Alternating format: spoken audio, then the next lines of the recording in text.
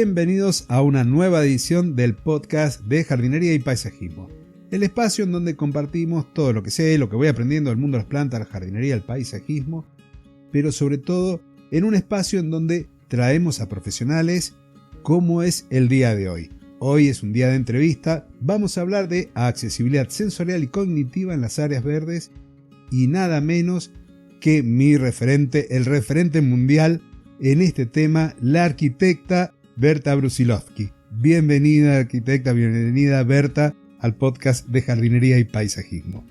Gracias Claudio y ojalá nos esté escuchando muchísima gente porque mi experiencia en accesibilidad universal del espectro sensorial y cognitivo siempre se desenvuelve o en los entornos muy genéricos, en el urbanismo y en la arquitectura, pero no con las plantas, así que me parece que esto es realmente fascinante y debo decir que es un honor también para mí que un especialista en terapia de hortícola esté estudiando accesibilidad sensorial y cognitiva. Me parece que es una novedad y que esto debe difundirse más de lo que, bueno, hasta ahora somos él y yo, pero yo creo que va a haber mucha gente que se interese desde el punto de vista del paisaje, de la influencia que tiene los espacios verdes, los parques, los jardines,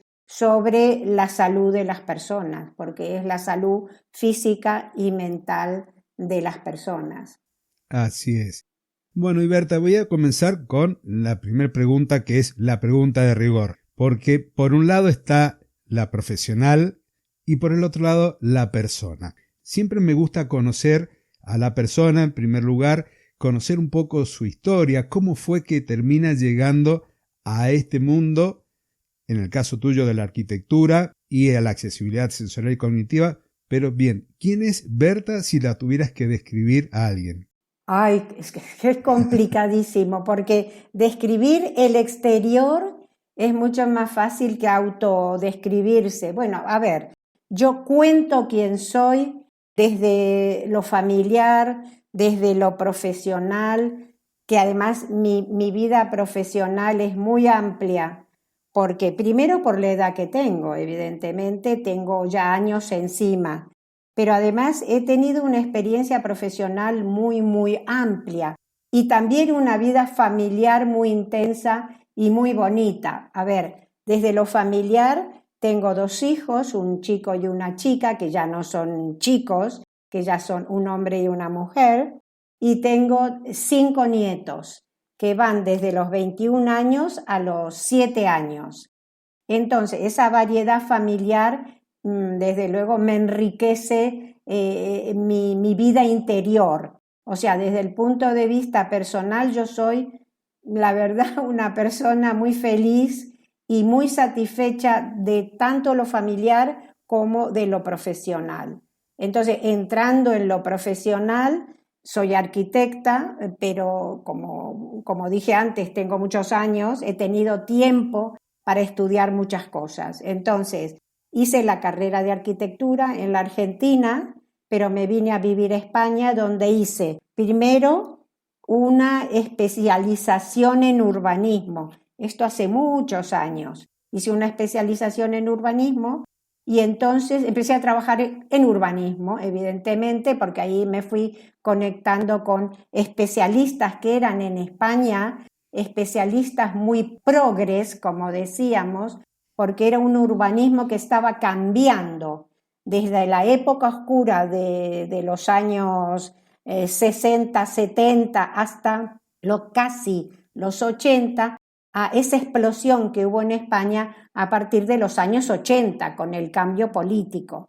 Entonces, hice arquitectura, hice mucho urbanismo, trabajé muchos años en centros históricos, centros como por ejemplo el Centro Histórico de Madrid, el Centro Histórico de Carmona, el Centro Histórico de Baeza, el Centro Histórico de Jaén. Desarrollé todos esos planes y además no solamente desarrollé planes, sino que inventaba metodologías.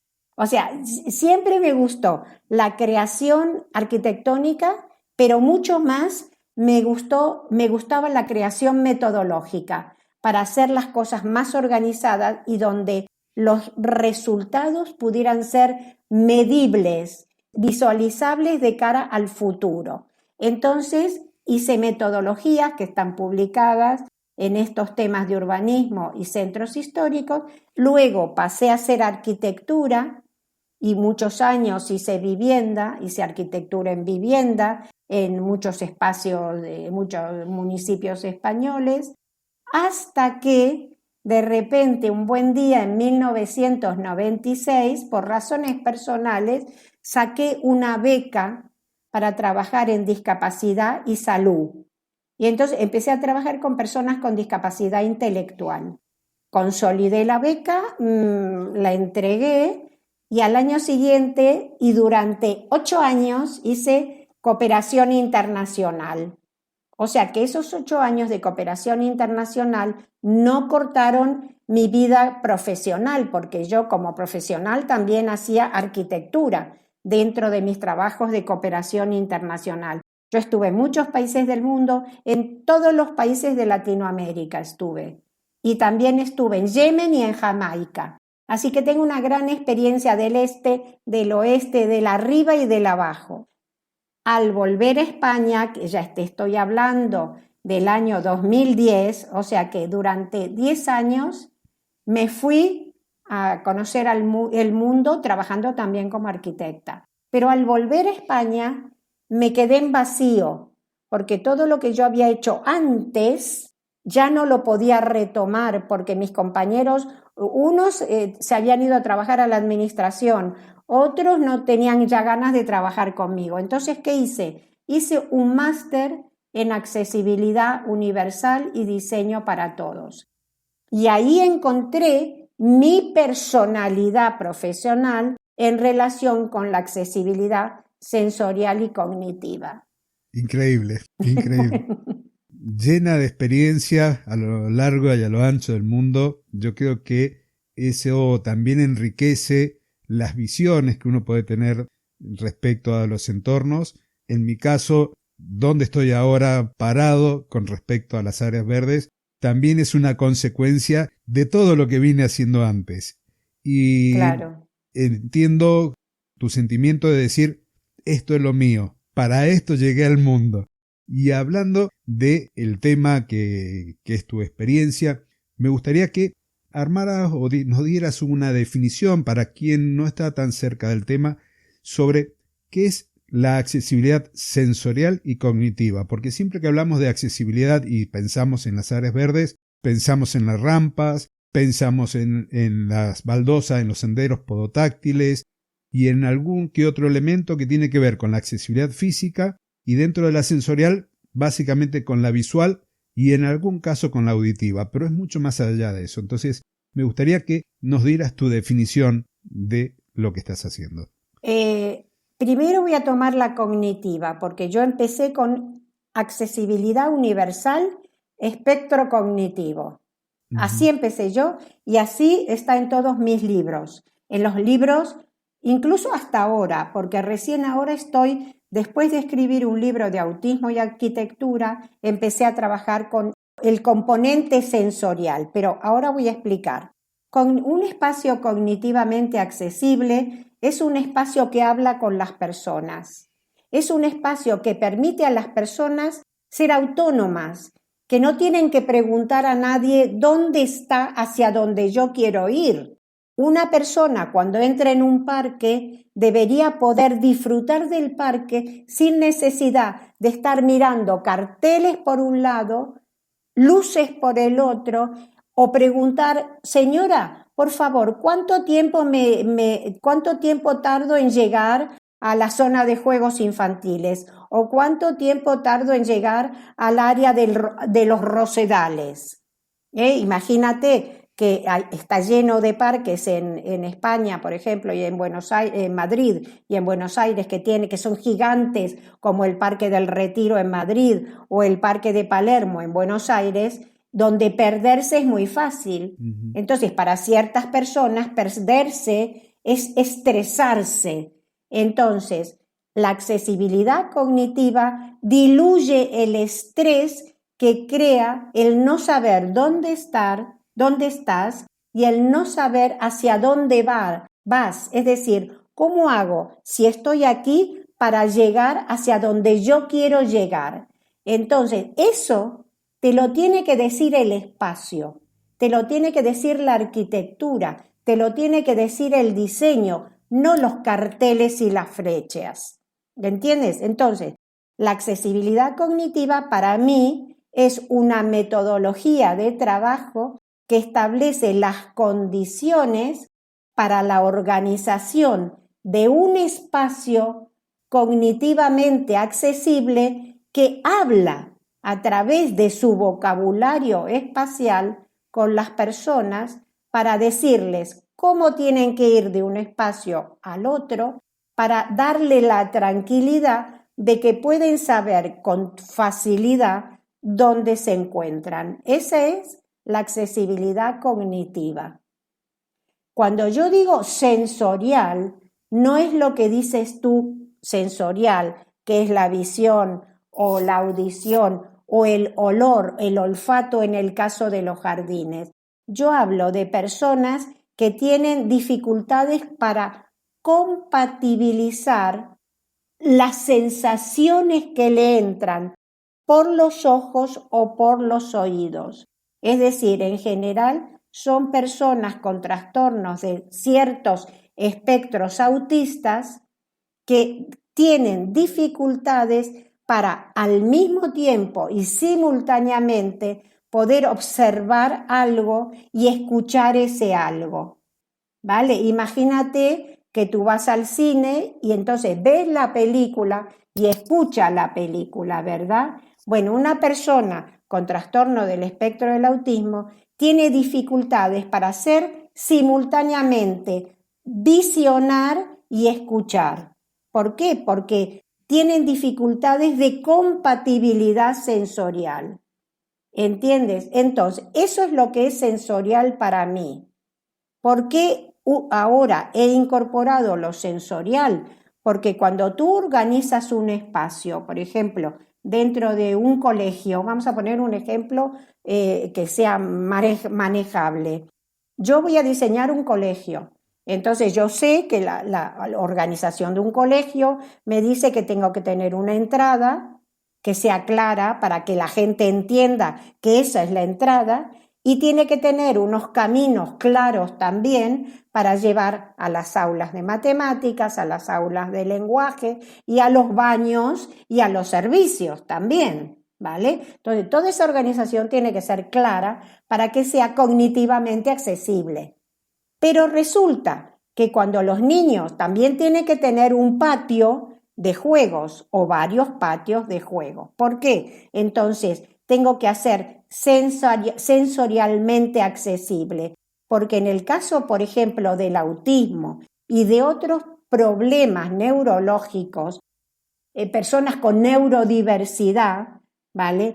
¿Qué pasa? Que no pueden tolerar el paso de una gran actividad cuando la desarrollan en un patio a una actividad de tranquilidad como es un aula de matemáticas o de lenguaje. Entonces, lo que necesitan esos espacios es una gradación sensorial entre la máxima actividad y la actividad de menor intensidad. Si yo no gradúo la intensidad de las actividades dentro de ese colegio, si los niños van del patio donde desarrollan una gran actividad al aula de matemáticas, no van a poder aprender matemáticas porque estarán con el estrés de la actividad tan subida que han desarrollado en el patio. Entonces, todo esto requiere de una serie de espacios intermedios que le permitan al niño descargar las tensiones con las que se cargó en el patio. Entonces, tiene que descargar en un espacio que no tiene nada que ver ni con el patio ni con el aula de matemáticas. Es un espacio intermedio donde se descarga esa tensión que ha ido adquiriendo por la actividad del patio, porque la actividad del patio es una actividad física que desarrolla unas partes del cerebro y la actividad de las matemáticas es una actividad tranquila que desarrolla otras partes del cerebro, ¿vale? Entonces, la accesibilidad cognitiva es el reconocimiento de los espacios para que sea muy fácil ir de un espacio a otro y encontrar siempre con facilidad lo que la persona quiere encontrar. El niño tiene que encontrar su aula de matemáticas, el niño tiene que encontrar su patio, ¿vale? Entonces, esa organización tiene que ser cognitivamente accesible. Pero sensorialmente accesible significa que entre el patio de máxima actividad y los talleres de mínima actividad tiene que existir espacios para la relajación de ese niño para que luego pueda trabajar con esa parte del cerebro que tiene, digamos, que es la parte de la materia gris con la que trabaja en las aulas de matemáticas o de lenguaje o de literatura, pero que son aulas donde se está trabajando lo cognitivo, ¿vale? Entonces, no sé si expliqué bien la diferencia entre lo que es sensorial, que no estoy hablando de una persona ciega, ni una persona sorda, ni una persona sordociega. Eso es a veces, efectivamente, debería yo buscar otra forma de decirlo para que no se confunda con la ceguera o con la sordera. La dificultad sensorial es de compatibilizar lo que entra por los sentidos. Sería como la integración de los sentidos en una unidad. No, en una unidad no. O sea, poder entender lo que ve y lo que escucha como una sola cosa. No, que no le moleste. Ah, bien. Ajá. Que no le moleste, que no le cause estrés cuando le llega el sonido y cuando le llega la visión. Por eso hablo del cine. Si llevas a un niño con autismo al cine, el sonido tiene que ser bajo. Correcto. Porque la imagen es muy fuerte. Entonces, ¿qué es más importante en el cine? La imagen que el sonido. Entonces, el sonido tiene que ser bajito o ponerle los casquitos para que escuche, ¿vale? Entonces, la compatibilidad sensorial es que no le moleste estar viendo una cosa cuando está escuchando otra cosa, ¿vale? Imagínate que va en el metro, que un niño que va con su mamá en el metro y hay un incendio o hay una alarma de incendio. Entonces, empieza una voz a hablar de cuidado, señoras, señores, tienen ustedes que salir, y entonces simultáneamente hay unas luces que giran. En ese momento, la persona con autismo puede entrar en un estrés muy alto porque no puede compatibilizar la luz roja con el sonido tan fuerte que le esté llegando. No es una cosa fácil de explicar. Entonces, ahora estoy pensando que cuando yo pongo accesibilidad cognitiva se entiende que son espacios que son fácilmente reconocibles, fácilmente circulables, fácilmente deambulables. Pero el tema sensorial voy a tener que trabajar más la descripción inicial, pero no el contenido, porque el contenido es la gradación de los espacios del de más intensidad al de menos intensidad. Llevando esta gradación de los espacios, mientras nos estabas comentando el ejemplo de la escuela, yo pensaba en las áreas verdes y el sector de juego infantil. En un sector de juego infantil, entonces, pensando en niños dentro del espectro del autismo, tendría que haber una gradación dentro de la intensidad de los juegos, quizás también del aspecto de los colores, pero básicamente de la actividad física que van haciendo, tal vez de menor a mayor, pero también de mayor a menor, para que al momento de salir del parque, ese niño haya bajado su actividad y esté más sereno, para que cuando salga de ese lugar, por ejemplo, al resto del área verde, no salga corriendo derecho a la calle porque todavía sigue con toda esa energía encima. Efectivamente, pero además lo que has dicho es muy importante porque muchos niños con trastornos del espectro del autismo tienen la pulsión de huir. Es decir, las pulsiones son típicas de las demencias, ¿vale? De las demencias y del autismo. Posiblemente sean de otras condiciones de neurodiversidad, pero yo conozco la demencia y el autismo. Entonces, cuando un niño muchas veces ve una puerta, sale corriendo porque no piensa en qué hay detrás de la puerta. Sale porque tiene la pulsión, se llama pulsión, de huir. Ahora, lo que tú me dices del juego infantil, yo creo que lo que tú me estás diciendo es no solamente entre el juego y la salida, sino dentro del propio juego. O sea, tus zonas de juego infantil tendrán también que tener gradación, desde la máxima intensidad a la mínima, pero en el medio, entre la máxima y la mínima, tienes que poner unas zonas de descanso, de relax, para que puedan relajarse. Si han estado colgándose, trepándose, porque hay muchos niños que tienen autismo que se trepan también con sogas. Entonces, eso es muy intenso, muy estresante. Entonces, cuando ese niño termina, está estresado. Entonces, entre ese estrés y alguna otra actividad más tranquila, lo ideal es que encuentren un espacio donde relajarse, porque puede ser, por ejemplo, una zona con una especie de cuevita de hojas. Exacto. Puedes crear una zona como una cuevita con hojas, y además esa cuevita con hojas no solamente va a beneficiar a este niño por la gradación sensorial, sino que puede beneficiar mucho a los niños que tienen epilepsia, porque los niños que tienen epilepsia en zonas de juego donde hay mucha actividad y mucho color pueden tener un ataque epiléptico, y donde, por ejemplo, hay elementos que giran con muchos colores. Eso puede provocar una descarga tal que le provoca un ataque epiléptico. Luego hay otros síndromes como el síndrome de Dravet, que es una condición bastante compleja desde el punto de vista neurológico, y que el niño tiene derecho a ir a jugar, pero necesita muchísimo zonas de tranquilidad, zonas con agua también para que pueda beber, y en general muchas veces estos niños con síndrome de Dravet van en silla de ruedas.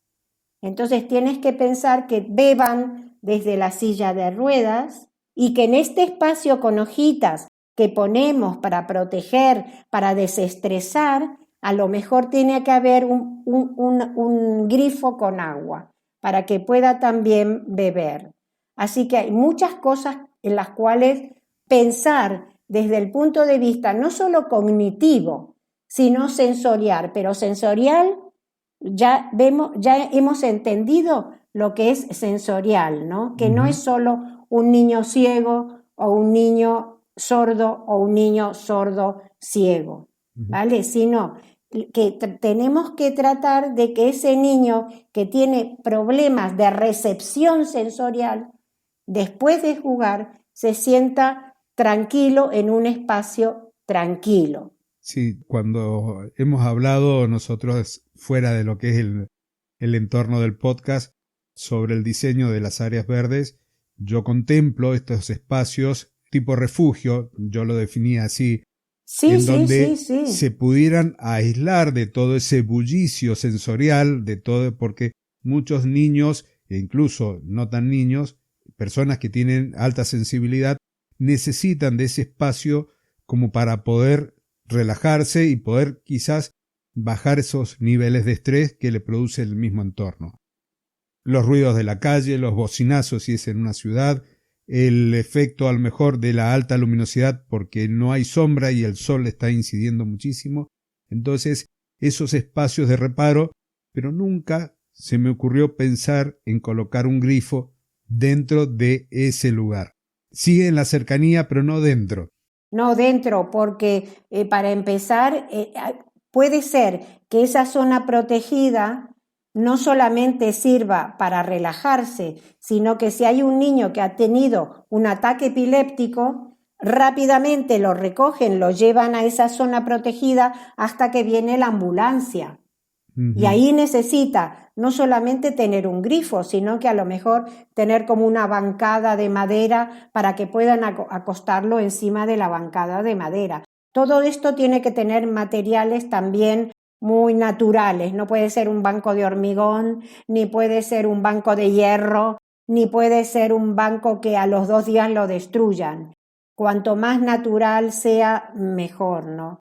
Entonces, este problema sensorial en general se da en personas altamente sensibles, precisamente, como en el caso, las personas con demencia ya son, te voy a decir una cosa, altamente sensibles pueden ser, por supuesto, los niños que están jugando que tienen autismo, pero altamente sensibles también pueden ser personas con demencia que no tienen 80 años, que tienen 40, porque la demencia también se da a los 40 años, se llama demencia precoz. O sea que en una zona donde tú vas a recibir mujeres, hombres o lo que sea de 70 para arriba, otros de 60 entre 70, que vas a recibir chicos de 17 a 20, otros hasta... Es decir, tienes que estar pensando en cómo organizar los distintos espacios con distintas actividades y con las distintas necesidades para que unos no molesten a los otros.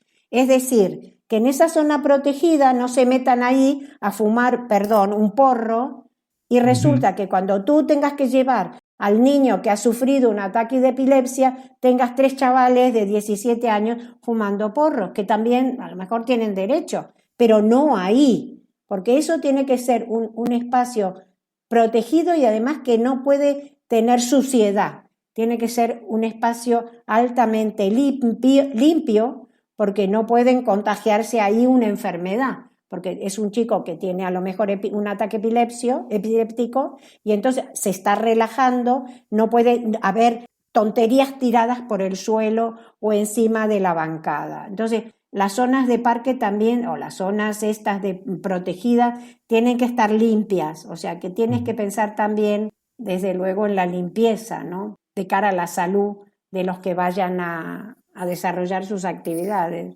Bueno, yo hablo y no paro, ¿no? No, la idea es esta, aprovecharte y que las intervenciones mías sean las mínimas. Ahora vamos al espacio, al parque. Imaginémonos el Retiro, el Parque General San Martín acá en Mendoza, y algunos conceptos que están dentro de la bibliografía que has escrito, porque si no me equivoco son como 13 libros, y hay 3 o 4 términos que me gustaría por ahí que nos hables un poquito.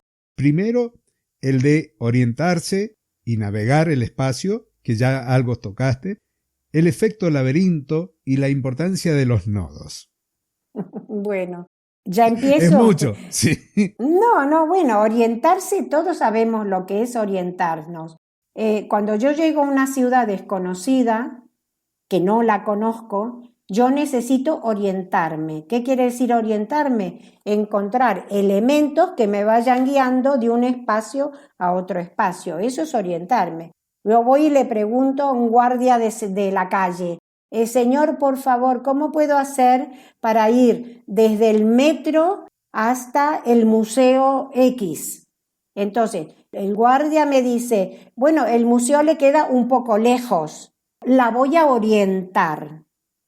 ¿Usted ve esa iglesia? Ya me está orientando, me está situando en la iglesia. Muy bien, usted se pone en la puerta de la iglesia, camina 200 metros de frente y cuando llegue a una rotonda muy grande, dobla a la derecha. Cuando doble a la derecha se va a encontrar con una fuente. Entonces, la fuente es la entrada del museo. Él me ha orientado.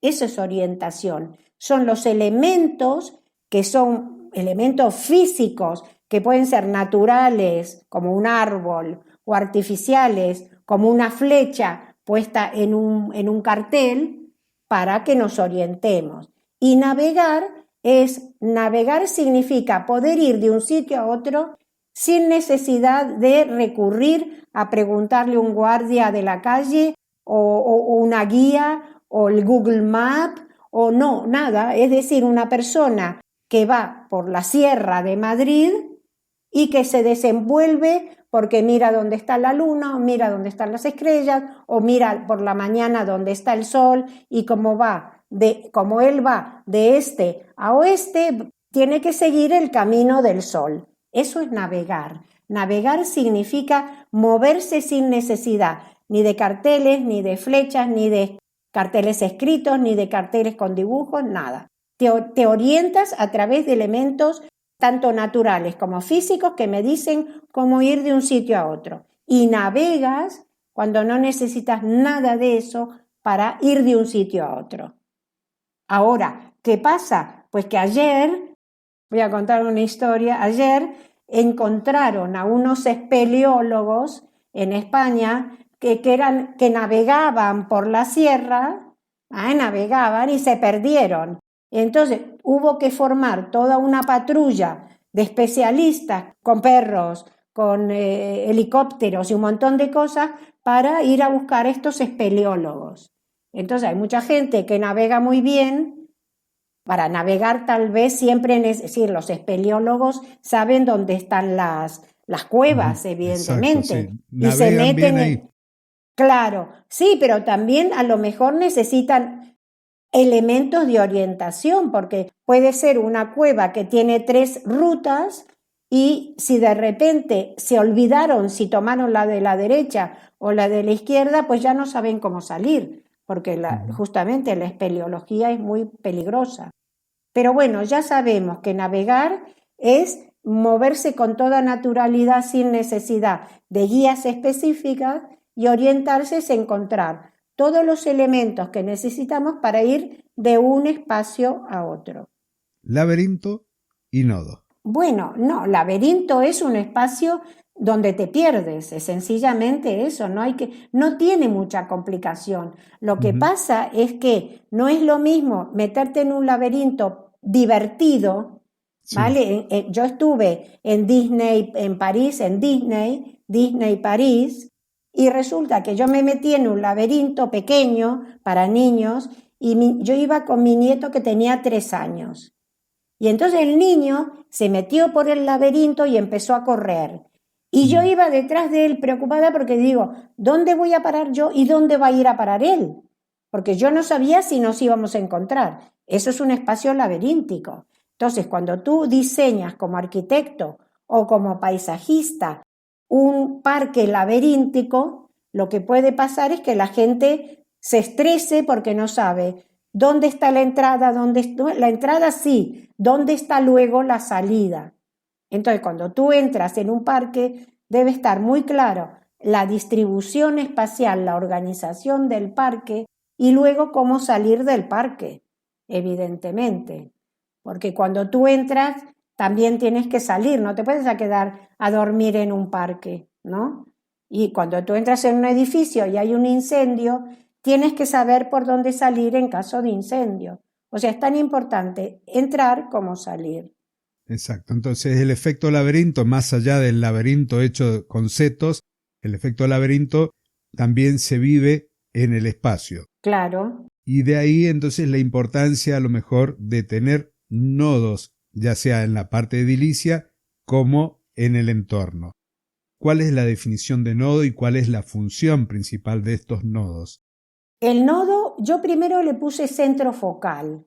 Un centro focal es un centro que te distribuye. Por ejemplo, el nodo de entrada es un vestíbulo. Entonces, cuando nosotros hicimos un proyecto de investigación donde utilizamos toda esta terminología del laberinto, nodo, encrucijada, hicimos un proyecto para ver si esas palabras eran válidas. Entonces, el nodo, ¿qué es un nodo?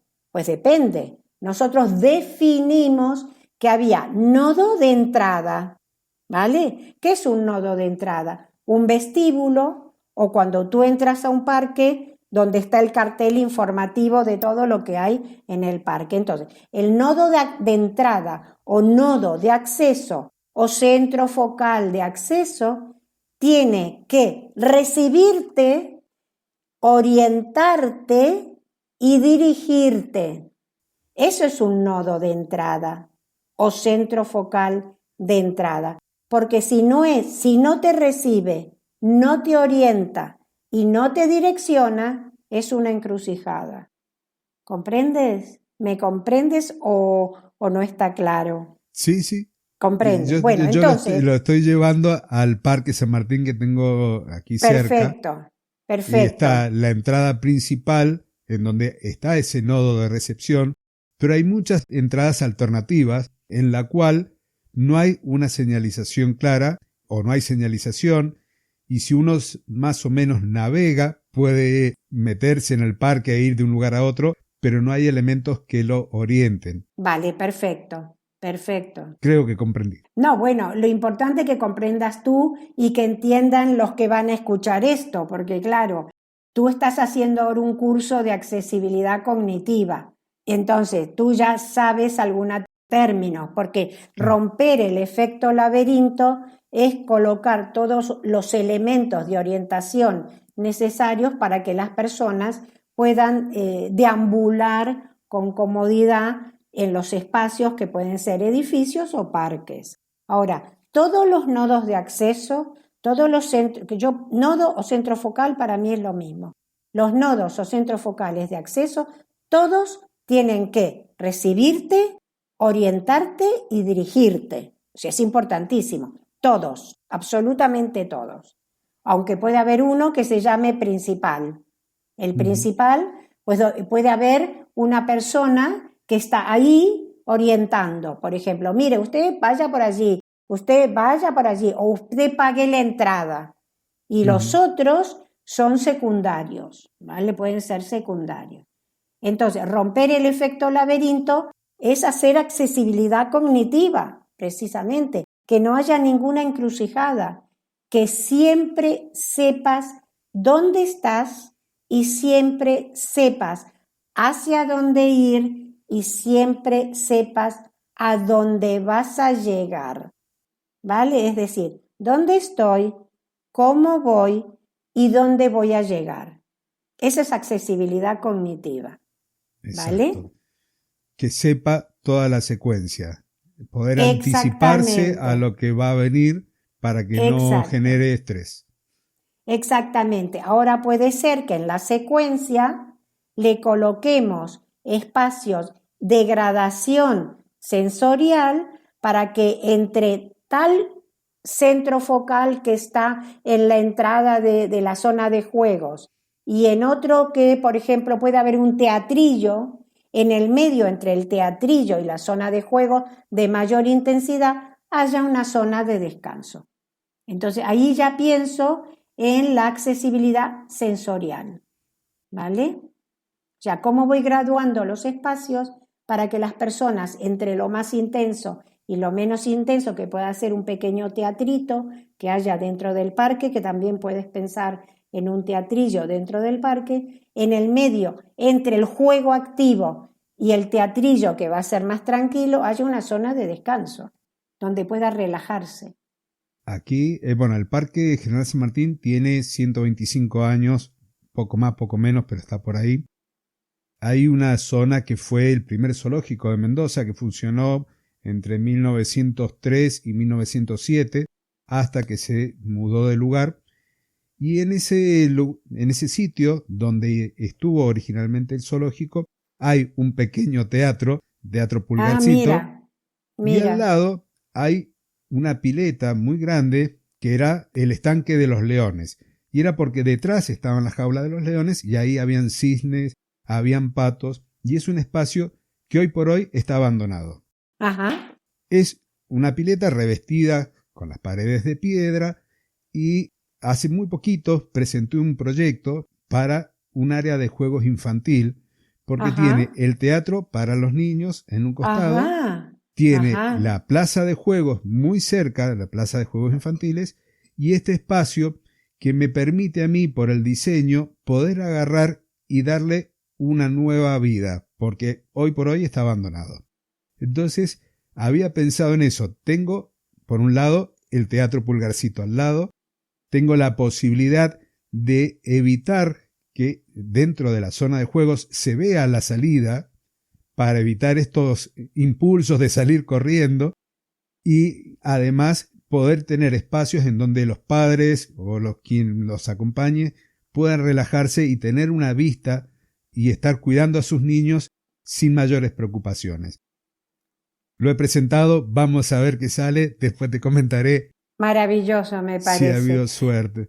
Te voy a decir que la biblioteca, ¿cómo se llama? Que no me acuerdo cómo se llama. Hay una biblioteca en el Retiro, precisamente donde yo presenté mi libro de juegos infantiles sensoriales y cognitivos, porque ahí sí, en mi libro de juegos sensoriales y cognitivos se ve bien la diferencia entre juegos sensoriales y juegos cognitivos.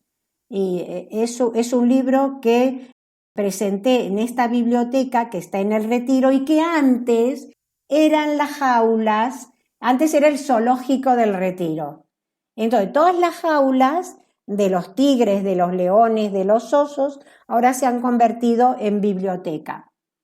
Por eso hay un pasillo maravilloso, un pasillo muy amplio, que era el pasillo donde la gente circulaba y a la izquierda estaban las jaulas.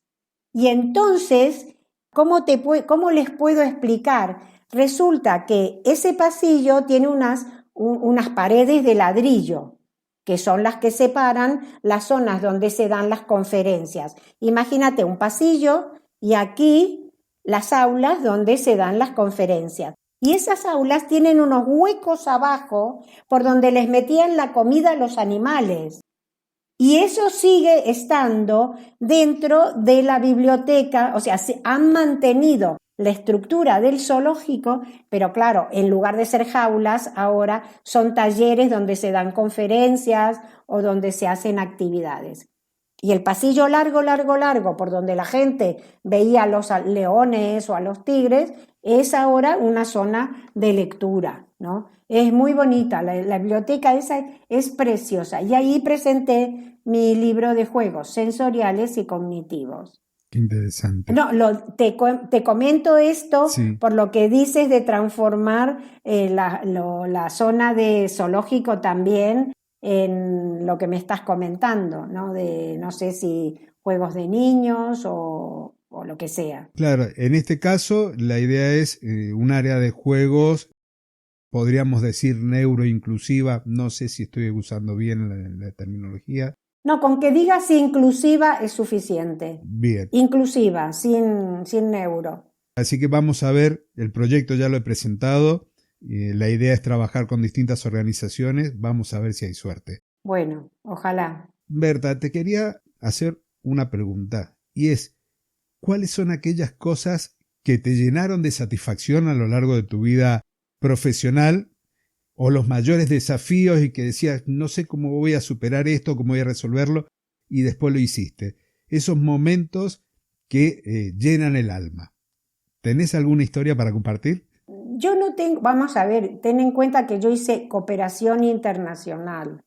Entonces, esa parte de mi vida como cooperante internacional me dio muchas satisfacciones porque yo estaba en países que me necesitaban. Yo estuve en Honduras después del el huracán Mitch. Me encontré con un país devastado por el agua, que no tenía ya nada, no tenían edificios, no tenían nada. Por suerte, la parte alta de la ciudad se conservó y yo me fui a un hotel, yo estuve un año entero en Honduras, viviendo en un apartamento, pero al principio vivíamos en hoteles, ¿no? Entonces, yo ahí tuve muchas satisfacciones, o sea, pero que no tienen nada que ver con mis satisfacciones como arquitecta, ¿comprendes? Yo creo que el haber sido cooperante internacional me ha brindado enormes satisfacciones, pero que no son profesionales. También pueden ser profesionales, ¿no? Porque también hacíamos pequeñas obras de arquitectura, pero realmente las satisfacciones eran humanas, eran de la relación con las personas, de ver que tú estabas contribuyendo a mejorar la vida de una pequeña comunidad.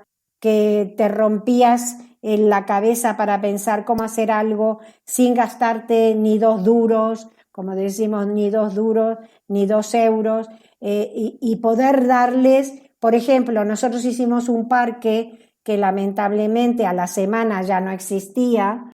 Fíjate, hicimos, ¿en dónde fue eso? En Ecuador.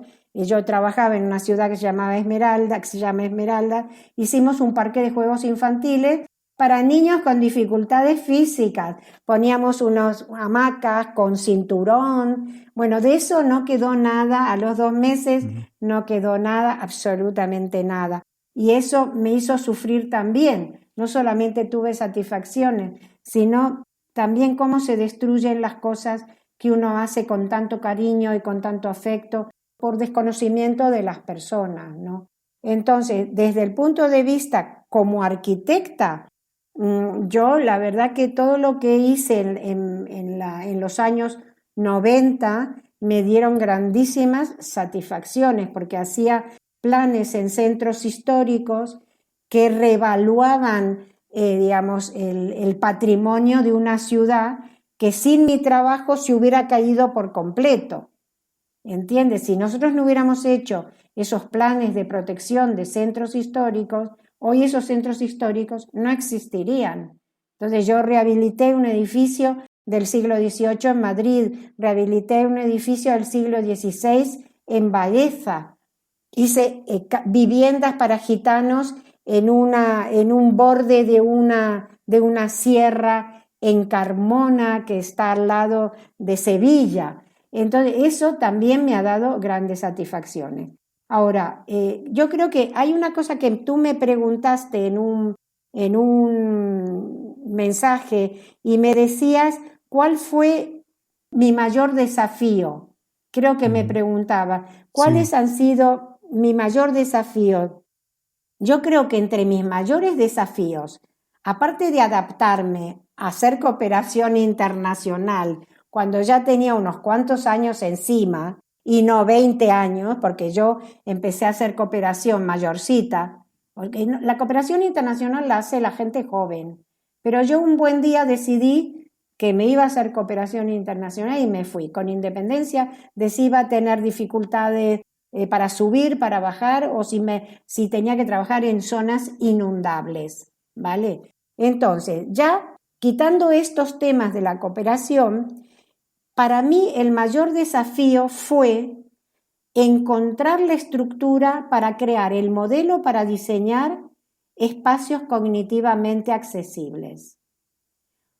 Eso fue un desafío que me llevó realmente muchos meses, no de trabajo, sino de pensar cómo hago yo para hacer una metodología de trabajo para que otros profesionales diseñen espacios cognitivamente accesibles.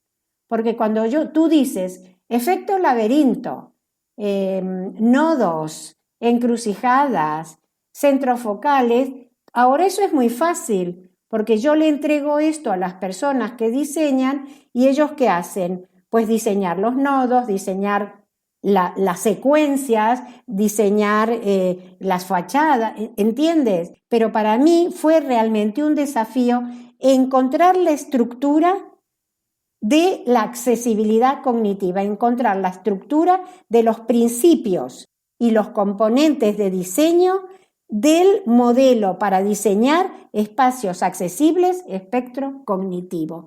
Eso fue un desafío. ¿Por qué fue desafío? Porque no había nada escrito, nada. Es decir, nadie hasta ese momento, año 2011, había dicho cómo mejorar la cognición en los espacios. Nadie se había planteado que un espacio tiene que hablarle a las personas. Nadie. Entonces, ¿cómo partes de la nada? Porque yo, cuando escribí mi primer artículo del efecto laberinto, o sea, yo escribí primero un artículo del efecto laberinto, después escribí otro artículo sobre los nodos, después sobre las encrucijadas, fueron artículos y después armé un libro. Pero todo eso me costó meterme yo misma dentro de mi cerebro y tratar de ver qué había dentro de mi cerebro que me permitiera pensar en cómo diseñar una metodología que otros puedan usar. O sea, no como Gaudí, por ejemplo. Gaudí, todas esas maravillas de diseño de Gaudí no se pueden enseñar a nadie, porque es la creatividad, es la imaginación de Gaudí. Pero yo tengo que crear una metodología para que tú diseñes un parque cognitiva y sensorialmente accesible. Entonces, el mayor desafío fue crear precisamente esos principios y componentes de diseño. Los componentes son el efecto laberinto, los nodos, los circuitos, la sinapsis, dentro del modelo para diseñar espacios cognitivamente accesibles. Eso fue realmente un desafío, porque yo no quería hacer los mismos trabajos que hace todo el mundo, que no eran creativos. Mis compañeros, ¿cómo hacer un cartel en el metro para que la gente ni siquiera lo entienda? Porque digamos, la parte cognitiva nadie la trató. La única que se lanzó a trabajar con la accesibilidad cognitiva cuando yo hice el máster y éramos 30 personas, fui yo. El resto hacía toda accesibilidad física, otros hacían pictogramas, otros hacían, no sé, cómo adecuar un teatro para que las personas sordas puedan tener comunicación. Había buenos trabajos, pero yo me metí en este embolado de crear una metodología desde cero para diseñar espacios cognitivamente accesibles. Entonces, eso fue mi mayor desafío de los últimos 15 años. Mientras contabas, se me vinieron dos imágenes que describían un poco lo que estabas haciendo. Una tiene que ver, trabajé muchos años como docente, una supervisora escolar nos dijo cuando estábamos desarrollando con otros docentes un proyecto educativo, nos decía, ustedes son punta de lanza, porque están haciendo algo que nadie lo ha hecho y están abriendo un camino. Y me pareció que esa era como para describir un poco tu trabajo, lo que vienes haciendo desde hace tantos años. Y por la otra escuché justo una entrevista a gente que era del mundo de la música y que decía, el trabajo difícil lo hicieron ellos porque pusieron la locomotora, el tren, a moverse. Ese es el trabajo difícil. Después nosotros nos fuimos subiendo al tren y ya era mucho más fácil porque el trabajo duro lo habían hecho ellos. Y en este caso tu trabajo sería la locomotora que está en el frente de ese tren, abriendo camino, llevando todo esto, juntando los conocimientos de distintas áreas del conocimiento y de las neurociencias para aplicarlo en la arquitectura. Yo la verdad que agradezco tu trabajo y hablando de trabajo, si no me equivoco, tenés 13 libros o 13 publicaciones en formato de libro más todos los otros artículos. Más 80 artículos. ¿Te animarías a elegir 3 de ellos para comentárselo a la audiencia por si le interesa empezar a aprender un poco más de esto? Sí, vamos a ver. El primero sería el segundo sobre el modelo para diseñar espacios accesibles, espectro cognitivo. El primero que escribí sobre accesibilidad cognitiva está lleno de errores. Creo que eso lo conté en el curso. El libro número 2 es un libro que ya está corregido y además tiene fotos porque ya empezamos a hacer trabajos. Entonces, en ese libro, en el segundo, que no me acuerdo si el segundo se llama Accesibilidad Cognitiva, modelo para diseñar espacios cognitivamente accesibles. Creo que ese es el segundo. En cualquier caso, el segundo, sobre accesibilidad cognitiva. Luego, el siguiente que a mí me fascina se llama Valoración de la accesibilidad cognitiva, porque en ese libro empecé a trabajar ya con temas de neurociencia, porque como yo trabajaba con personas con discapacidad intelectual, este libro que se llama Valoración de la accesibilidad cognitiva ya empieza a trabajar con, digamos, problemas que surgían de las personas y que me sugerían a mí que tenía que profundizar algo más en temas de la conducta espacial de estas personas que tenían síndrome de Down o que tenían autismo o que tenían cualquier otro tipo de problema de neurodiversidad. Entonces, el primero es, ya les digo, o accesibilidad cognitiva, modelo para diseñar espacios accesibles, espectro cognitivo, o modelo para diseñar espacios accesibles, espectro cognitivo, es decir, el segundo de los libros, que tiene en la portada un pasillo con un centro focal, con un nodo y una escalera a la derecha y varios elementos de color. Ese es el segundo libro que yo recomiendo y que además es gratis, se descarga gratis. Ahora, el de valoración de la accesibilidad cognitiva también se descarga gratis. Y ese es el primer libro sobre neurociencia y arquitectura.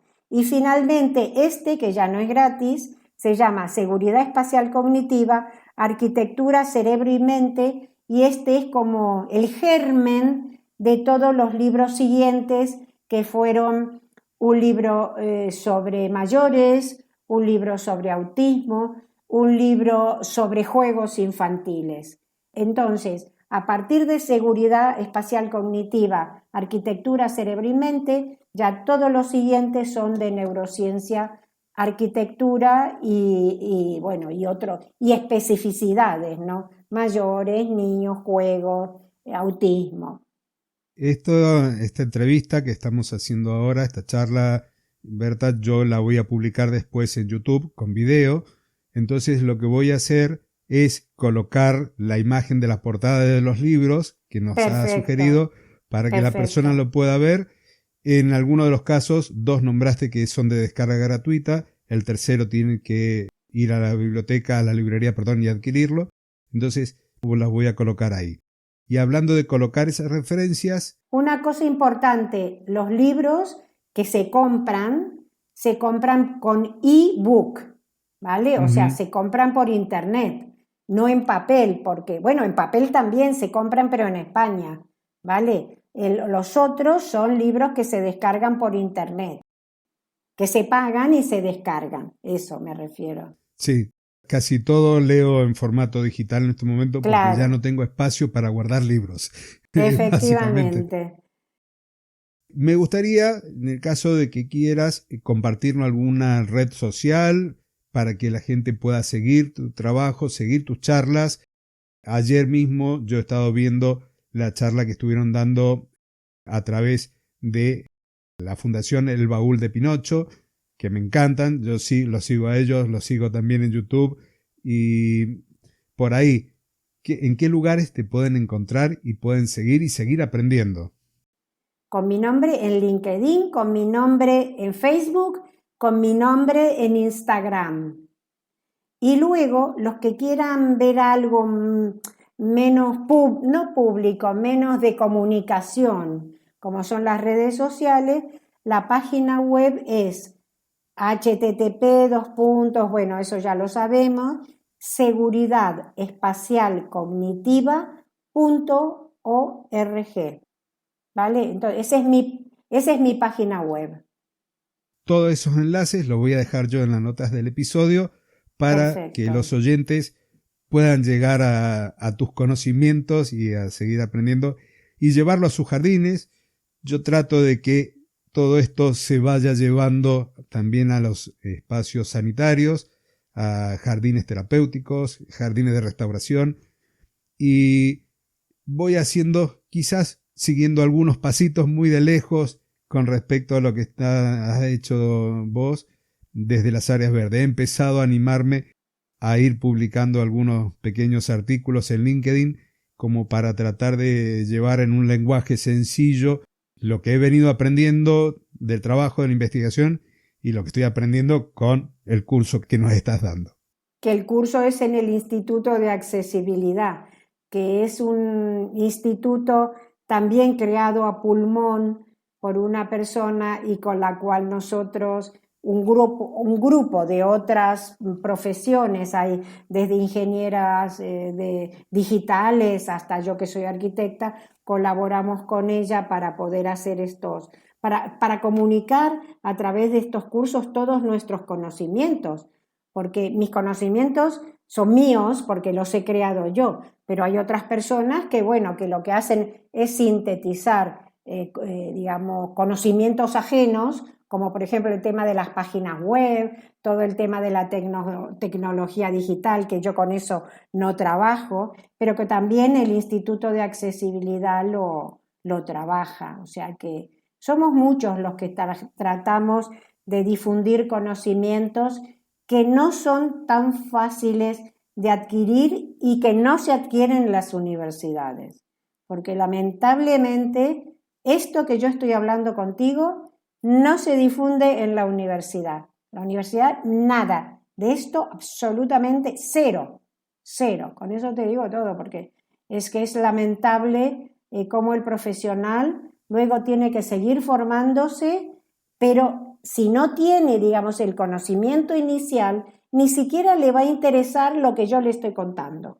Para despertar la sensibilidad de los profesionales, esa sensibilidad se tiene que despertar en las universidades, en las escuelas secundarias o desde que son chiquititos, porque van a un parque como el de San Martín, como el que estás rehabilitando tú, que le va a dar tantas satisfacciones a la gente y a la ciudad, ¿no?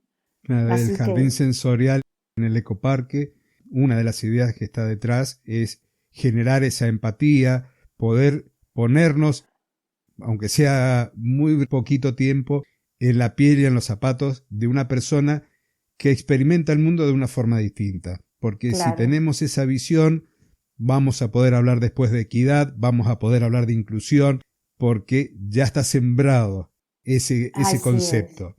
Así es. Así que, bueno, y hablando de siembras, lo que has venido haciendo durante todos estos años, yo creo que han florecido por todo el planeta. Así que te agradezco muchísimo, porque hay cosas que yo he buscado información para dentro de mi sector y que no he encontrado y tengo que ir llevando desde otras áreas del conocimiento y en este caso desde la arquitectura, porque es lo más cercano a los entornos. De ahí que te venía siguiendo y ahora podemos interactuar. No sé si querés hacer una reflexión final como despedida, algún consejo o algo a la audiencia. Yo nunca doy consejos porque cada uno se tiene que dar sus consejos. El único consejo que daría es que no se rindan, porque si yo me hubiera rendido, no solo por las dificultades digamos, de encaminar mi trabajo, si yo me hubiera rendido, esto no estaría hablando contigo, no estaríamos hablando aquí los dos sobre este tema y no nos hubiéramos conocido. No nos tenemos que rendir ante las dificultades, sobre todo dificultades que a veces vienen de fuera, no de dentro de nosotros mismos. Por ejemplo, afortunadamente, en mi caso, he tenido, afortunadamente no, pero bueno, muchas dificultades que vienen de fuera en España. Yo me he encontrado con muchas barreras a mi trabajo, pero como yo nunca me he rendido, he seguido adelante. Entonces, he buscado dentro de mí las capacidades para todo, desde para inventar, para crear, para proyectar y además para pagar los libros que yo publico. O sea, a mí nadie me financia nada, absolutamente nada. A veces yo veo gente que dice, ay, tal editorial me ha financiado. Bueno, pues yo no quiero saber nada de que me financien nada. Yo escribo mi libro, tengo una editorial con la que colabora conmigo y yo colaboro con ellos y publicamos muy barato, de la mejor manera posible, con un lenguaje claro y corregido por los correctores. Es decir, hay que buscar la mejor manera para seguir adelante de la forma más fácil posible, igual que la accesibilidad cognitiva, ¿no? De la forma más fácil en los espacios, pero nunca rendirnos, nunca rendirnos. No decir, ¿y esto para qué? Si total, no voy a sacar nada. Siempre se saca algo, siempre hay algo, como por ejemplo conocerte a ti, Claudio, en un curso que estoy dando. Conocerte a ti, conocer al baúl de Pinocho, conocer a la gente que me llevó a Chile, conocer a la gente que me llevó a Medellín, a Colombia, conocer a la gente que me llevó a la Argentina, que me llevó a Centro Europa. Es decir, si yo he conocido en los últimos años el mundo, no fue a la cooperación, gracias a la cooperación internacional, sino fue gracias a este trabajo. Entonces, este trabajo es como sintetiza toda mi vida personal, familiar, social y además afectiva. Es decir, para mí esto que estamos haciendo es el afecto que yo le tengo a las personas que me rodean y a los espacios que me rodean. Así que esa es mi reflexión final. Muchas gracias. La verdad que interesante. Me he quedado muy contento. De hecho, creo que mi cara un poco transmite la felicidad de poder estar charlando aquí contigo de uno a uno, de que hayas compartido este tiempo tuyo en un horario que en España ya es de noche, para poder llevar la accesibilidad sensorial y cognitiva a un podcast de jardinería y de paisajismo. Muchas gracias, Claudio. Ha sido precioso esto, sobre todo porque tú eres una persona entrañable, pero yo creo que eres como todas las personas con las que yo me comunico por Zoom o por LinkedIn o por las formas estas de internautas que tenemos últimamente y que permiten hacer amigos en todo el planeta, Entonces, ojalá nos vean y nos escuchen mucha gente, nos escuche y nos vea mucha gente, porque esto es importante de cara también a cambiar la vida de muchas personas. Te voy a mandar también los vídeos para que ver si puedes integrar partes de vídeos en este podcast, ¿vale? Perfecto.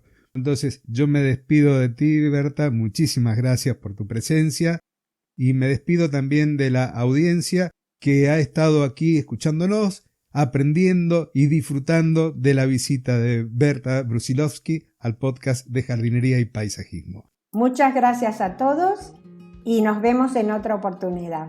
Así será. Muchas gracias, Berta. Hasta el próximo episodio del podcast de jardinería y paisajismo.